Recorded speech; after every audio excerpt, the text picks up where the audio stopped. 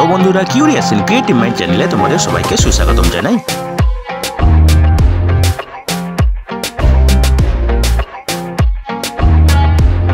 Hello বন্ধুরা, তোমরা সবাই কেমন আছো? আশা করি তোমরা সবাই ভালো আছো। তো আমরা আজকের এই ভিডিওতে CSIR এ নিয়োগের ব্যাপারে আলোচনা করব। তো বন্ধুরা, এই নিয়োগের সমস্ত খুঁটিনাটি তোমাদের দেখাবো, বলবো, তোমরা দেখতে থাকো যাতে তোমরা কোনো কিছু মিস না করো।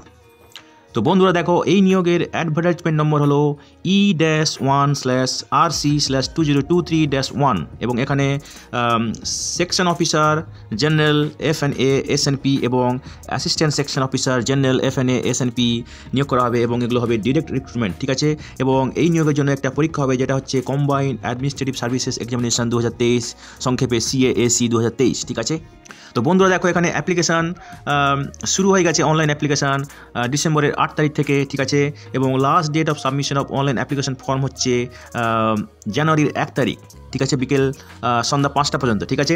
এবং last date of time of submission of online application fee হচ্ছে 14/1/2024, জানুয়ারির 14 তারিখ 2024 সন্ধ্যা 5টা অবধি, ঠিক আছে। এবং tentative date of stage 1 examination, stage 1-এর টেন্টেটিভ পরীক্ষা হবে ফেব্রুয়ারি মাসে 2024-এ, ঠিক আছে। এবং স্টেজ 2 টেন্টেটিভ পরীক্ষা হবে যেটা পরে CSIR এর ওয়েবসাইটে জানানো হবে, ঠিক আছে। এবং কল লেটার অ্যাডমিট কার্ড পাঠানো হবে, সেটাও কবে পাঠানো হবে সেটা কিন্তু CSIR এর ওয়েবসাইটে জানানো হবে, ঠিক আছে। তো বন্ধুরা দেখো, এখানে টোটাল ভ্যাকেন্সি আছে 444টি এবং এই 444টি ভ্যাকেন্সি কিন্তু এই KS 2023 এই পরীক্ষার মাধ্যমে পূরণ করা হবে, ঠিক আছে। তো বন্ধুরা ডিটেলসে দেখে নাও ভ্যাকেন্সির ব্যাপারে, ঠিক আছে। এখানে কী কী কোয়ালিফিকেশান লাগবে, ঠিক আছে। তো দেখো, এখানে নেম অফ দ্য পোস্ট দেখো, section officer general FNA SNP, total vacancy আছে এখানে 76টি, ঠিক আছে। তো দেখো, এখানে group B gazetted, pay level 8 cell 1, ঠিক আছে, যার বেতন স্কেল হবে 47,600 থেকে 1,51,100 টাকা। এখানে যোগ্যতা লাগবে যে কোনো ইউনিভার্সিটি ডিগ্রি, ঠিক আছে। এবং ম্যাক্সিমাম বয়স 33 বছর হতে হবে, ঠিক আছে। এরপরে দেখো, assistant section officer general FNA SNP, এখানে ভ্যাকেন্সি কোড হচ্ছে 2023-102, ঠিক আছে। এখানে টোটাল ভ্যাকেন্সি আছে 368টি, ঠিক আছে। এবং এখানে গ্রুপ বি নন গেজেটেড পদে নিয়োগ করা হবে এবং পে লেভেল 7 সেল 1, এখানে বেতন হবে 40,900 থেকে 1,42,400 টাকা। এখানেও যে কোনো ইউনিভার্সিটির স্নাতক ডিগ্রি লাগবে, ঠিক আছে। এখানেও ম্যাক্সিমাম বয়স 33 বছরের বেশি হওয়া যাবে না, ঠিক আছে। তো বেসিক্যালি দেখো কোন কোন শাখায় এখানে নিয়োগ করা হবে। জেনারেল শাখায়, স্টোরস অ্যান্ড পারচেজে, ফাইন্যান্স অ্যান্ড অ্যাকাউন্টস, এইসব শাখাতে CSIR নিয়োগ করা হবে, ঠিক আছে।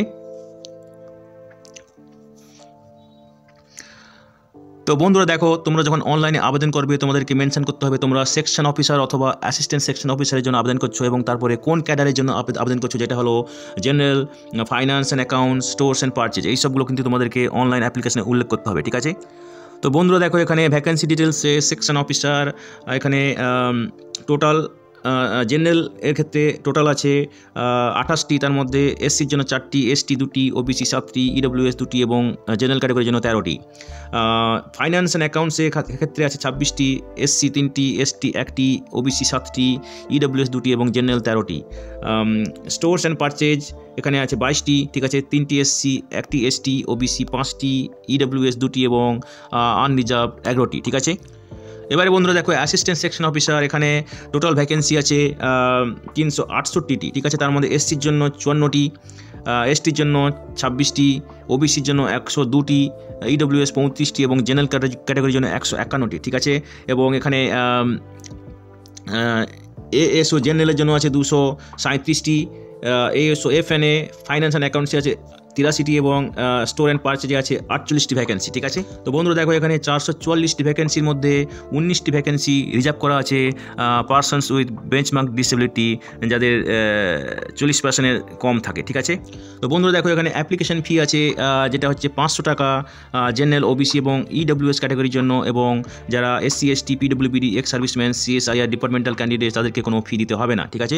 তো বন্ধুরা দেখো, যারা রিজার্ভ ক্যাটাগরির প্রার্থী আছো তাদের ক্ষেত্রে সরকারি নিয়ম অনুযায়ী যে বয়সে ছাড় দেওয়া হয় সেটা তোমরা এখানে পাবে, ঠিক আছে। তো বন্ধুরা এবার দেখো, এই যে KS 2023 এর যে পরীক্ষা হবে তার স্কিম, সিলেবাস এবং মার্কসের ব্রেকআপ, ঠিক আছে। তো দেখো পেপার 1-এ থাকবে জেনারেল অ্যাওয়ারনেস এবং ইংলিশ ল্যাঙ্গুয়েজ অ্যান্ড কম্প্রিহেনশন, ঠিক আছে। জেনারেল অ্যাওয়ারনেসে থাকবে 100টি অবজেক্টিভ টাইপ কোশ্চেন 1 মার্ক করে এবং তার সঙ্গে থাকবে নেগেটিভ মার্কিং। প্রত্যেকটি প্রশ্নের ভুল উত্তরের জন্য 0.33 মার্ক কাটা যাবে, ঠিক আছে। ইংলিশ ল্যাঙ্গুয়েজ এবং কম্প্রিহেনশনে থাকবে ইংলিশ ল্যাঙ্গুয়েজ এবং কম্প্রিহেনশন থাকবে 50টি অবজেক্টিভ টাইপ কোশ্চেন 1 মার্কের এবং এখানেও নেগেটিভ মার্কিং আছে, 0.33 মার্ক কাটা যাবে প্রত্যেকটি ভুল উত্তরের জন্য, ঠিক আছে। টোটাল মার্ক থাকবে পেপার 1-এ 150, ঠিক আছে। এখানে সময় থাকবে 2 ঘন্টা 120 মিনিট, ঠিক আছে। এরপরে দেখো পেপার 2, ঠিক আছে। এখানে general intelligence, reasoning, mental ability, ঠিক আছে। এখানে 200টি অবজেক্টিভ টাইপ কোশ্চেন 1 নম্বরে থাকবে এবং প্রত্যেকটি কোশ্চেনের ভুল উত্তরের জন্য 0.33 মার্ক কাটা যাবে, ঠিক আছে। টোটাল মার্ক হবে 200 মার্ক এবং এখানে সময় থাকবে 2.5 ঘন্টা 150 মিনিট। এরপরে পেপার 2-তে থাকবে ইংলিশ, হিন্দি, ডেসক্রিপটিভ পেপার। এখানে এসে, প্রিসিজ, লেটার, অ্যাপ্লিকেশন এইসব লিখতে হবে, ঠিক আছে। টোটাল নম্বর আছে 150, সময় থাকবে 2 ঘন্টা 120 মিনিট, ঠিক আছে।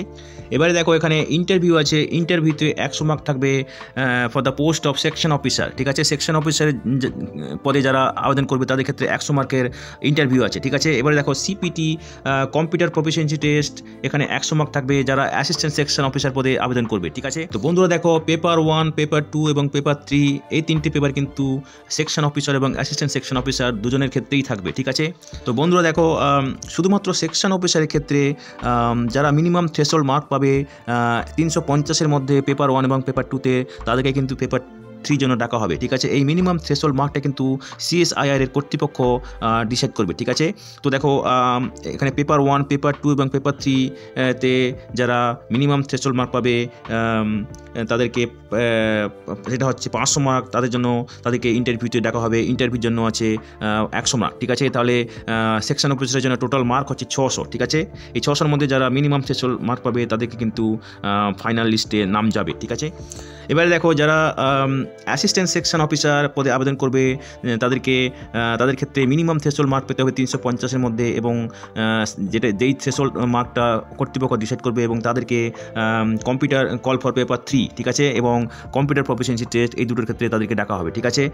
Qualifying marks in nature and marks obtained in CPT will not be counted towards final marks, ঠিক আছে। তো দেখো এখানে total marks for the post of assistant section officer will be 100 excluding the CPT, ঠিক আছে। CPT ছাড়া কিন্তু total mark হবে 500, ঠিক আছে। তো বন্ধুরা দেখো ফাইনাল লিস্টে নাম থাকবে সেই সব প্রার্থীদের যারা পেপার 1, পেপার 2, পেপার 3-তে মিনিমাম কোয়ালিফাইং মার্ক পেয়েছে অ্যাসিস্ট্যান্ট সেকশন অফিসার পদের ক্ষেত্রে এবং যারা কম্পিউটার প্রফিসিয়েন্সি টেস্টেও মিনিমাম কোয়ালিফাইং মার্ক পেয়েছে, ঠিক আছে। তো বন্ধুরা তোমরা এবার সিলেবাসটা দেখে নাও একটু। জেনারেল অ্যাওয়ারনেসে থাকবে history of India's national movement, ঠিক আছে। Constitution of India, polity, governments, social issues, ঠিক আছে। Current events of national and international importance, ঠিক আছে। এখানে 100 মার্ক। এবারে দেখো ইংলিশ ল্যাঙ্গুয়েজে থাকবে comprehension, do as directed, active passive, direct indirect, ঠিক আছে। Preposition, fill in the blanks, synonyms, antonyms, sentence correction, common errors, punctuation, idioms, phrases, এখানে থাকবে 50 মার্ক, ঠিক আছে। এবারে দেখো পেপার 2-তে থাকবে general intelligence, reasoning, mental ability, 25টা কোশ্চেন, ঠিক আছে। অ্যারিথমেটিক্যাল অ্যান্ড নিউমেরিক্যাল এবিলিটি 25টা কোশ্চেন, 25 মার্ক। জেনারেল সায়েন্স, ঠিক আছে, 25 mark. Economic and social development and general issues on environmental, ecology, biodiversity, climate change, 25 mark, ঠিক আছে। Ethics, integrity, aptitude, 25 mark. Decision making and problem solving, 25 mark. Management principles practices, 25 mark. National geography, 25 mark, ঠিক আছে। Paper 3-তে থাকবে essay writing, 2টি question থাকবে 100 mark, ঠিক আছে। প্রিসিজ writing 1টি কোশ্চেন থাকবে 30 মার্ক। লেটার অ্যাপ্লিকেশন রাইটিং থাকবে 20 মার্ক, ঠিক আছে। তো বন্ধুরা দেখো এই যে কেস 2003 পরীক্ষা, এখানে কিন্তু জেনারেল সায়েন্স থেকে থাকবে 25 নম্বর, ঠিক আছে। তো আমরা জেনারেল সায়েন্সের বেশ কয়েকটি ভিডিও বানিয়েছি তোমাদের সুবিধার জন্য। ওই ভিডিওর লিঙ্কগুলো আমরা এই ভিডিওর ডেসক্রিপশন বক্সে দিয়ে দেবো, তোমরা দেখে নিও, ঠিক আছে। তো বন্ধুরা দেখো অনলাইন পরীক্ষার পরে CSIR অ্যান্সার কি তাদের ওয়েবসাইটে পাবলিশ করবে, ঠিক আছে। তোমরা ওই অ্যান্সার কিটা দেখে তারপরে তোমরা তোমাদের রিপ্রেজেন্টেশন অনলাইন সাবমিট করতে পারো এবং প্রত্যেকটা কোশ্চেনের জন্য তোমাদেরকে 100 টাকা করে ফি দিতে হবে, ঠিক আছে। এবং অন্য কোনো মাধ্যমে যেমন লেটার, অ্যাপ্লিকেশান, ইমেলে এসবের মাধ্যমে কিন্তু রিপ্রেজেন্টেশন করা যাবে না, ঠিক আছে। তো দেখো এখানে there will be no provision for re-evaluation, rechecking of the scores of at any stage of the examination, ঠিক আছে। no corresponds in this regard will be entertained, ঠিক আছে। কোনো রিভ্যালুয়েশন বা রিচেকিং করার সুযোগ থাকবে না, ঠিক আছে।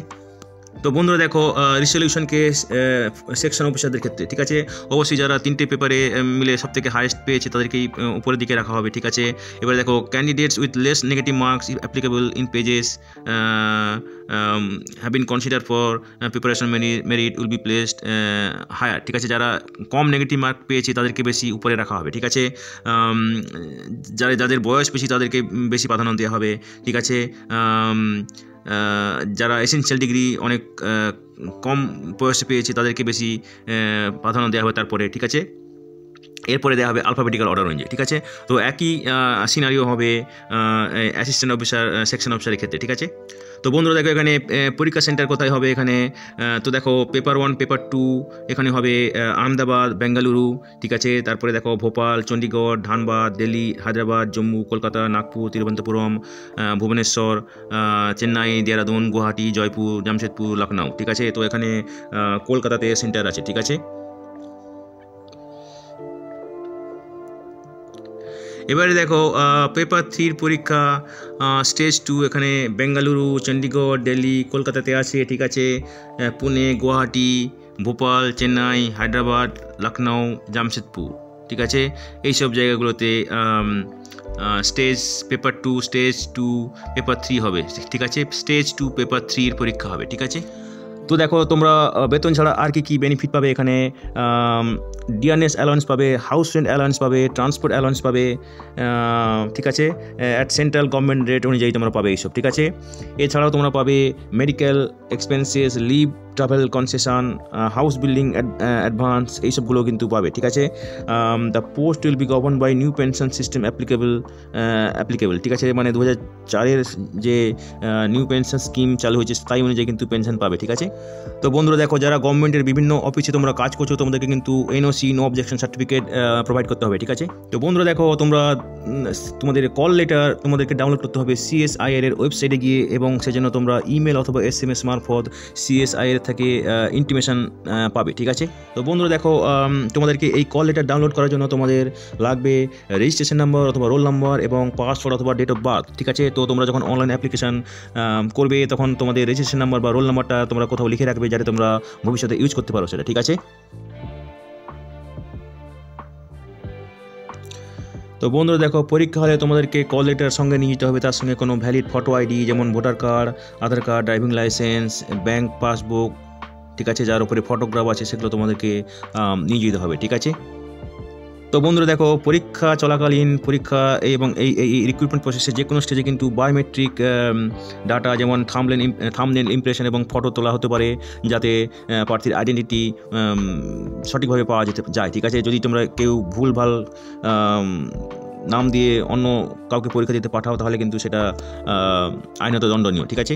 তো বন্ধুরা তোমরা এই ওয়েবসাইটে যাবে যেটা হলো https://www.csis.ir.res.in, এই ওয়েবসাইটে গিয়ে তোমরা আবেদন করতে হবে তোমাদেরকে, এবং তোমরা তোমাদের অ্যাপ্লিকেশন ফি 500 টাকা যেটা ওবিসি, জেনারেল এবং ইডব্লিউএস ক্যান্ডিডেট দিতে হবে। তারা net banking, credit card, debit কার্ডের মাধ্যমে এবং ইউপিআইয়ের মাধ্যমে দিতে পারে, ঠিক আছে। তো বন্ধুরা দেখো অনলাইন অ্যাপ্লাইয়ের জন্য তোমাদেরকে কী স্ক্যান করতে হবে, ঠিক আছে। লেটেস্ট ফটোগ্রাফ 50 কেবির মধ্যে হতে হবে, ঠিক আছে। এরপর দেখো সিগনেচার কালো কালিতে সাদা কাগজের উপর সিগনেচার 50 কেবির মধ্যে হতে হবে, ঠিক আছে। ক্যাপিটাল লেটারে কিন্তু সিগনেচার করা যাবে না, ঠিক আছে। অল নেসেসারি ডকুমেন্টস যেগুলো তোমাদের লাগবে সেগুলো তোমাদেরকে স্ক্যান করে নিতে হবে, ঠিক আছে। তো বন্ধুরা দেখো তোমাদের অনলাইন অ্যাপ্লিকেশনের সময় যদি কোনো অসুবিধার সম্মুখীন হও তাহলে তোমরা এই হেল্পলাইনে ফোন করতে পারো সকাল 9টা থেকে বিকেল সন্ধ্যা 6টা অবধি, ঠিক আছে। এই নাম্বারটা হলো 07969049955, ঠিক আছে। তো বন্ধুরা দেখো এখানে ডিটেল সিলেবাসটা দেওয়া আছে, তো তোমরা দেখে নাও, ঠিক আছে।